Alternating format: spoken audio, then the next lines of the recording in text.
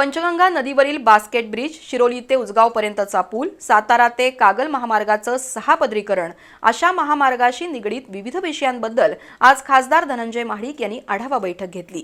राष्ट्रीय महामार्ग प्राधिकरणाचे प्रकल्प संचालक संजय कदम यांच्यासह महापालिकेचे वरिष्ठ अधिकारी या बैठकीला उपस्थित होते।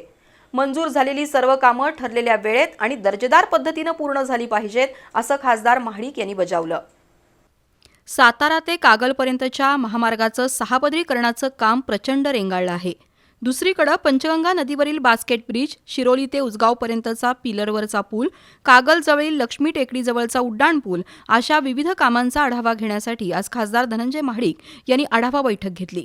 त्याला राष्ट्रीय महामार्ग प्राधिकरणाचे प्रकल्प संचालक संजय कदम, गोविंद प्रसाद, महापालिकेचे उपअभियंता सुरेश पाटील उपस्थित होते।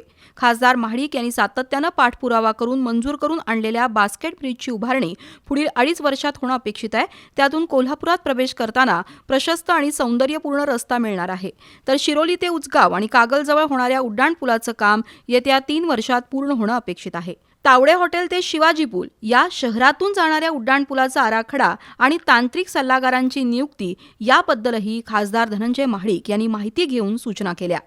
तर रत्नागिरी ते सोलापूर या मार्गाचं किती टक्के काम पूर्ण झालं आहे आणि सर्व काम कधी पूर्ण होईल याबद्दलही आजच्या बैठकीत चर्चा झाली।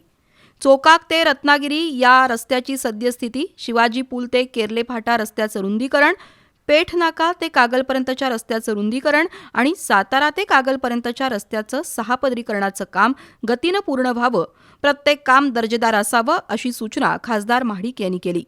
याशिवाय कोल्हापूर जिल्ह्यात सुरू असलेल्या कामांमध्ये येणाऱ्या अडचणी, गरजा याबद्दलही खासदार महाडिक यांनी अधिकाऱ्यांकडून माहिती घेऊन आवश्यक त्या सूचना केल्या।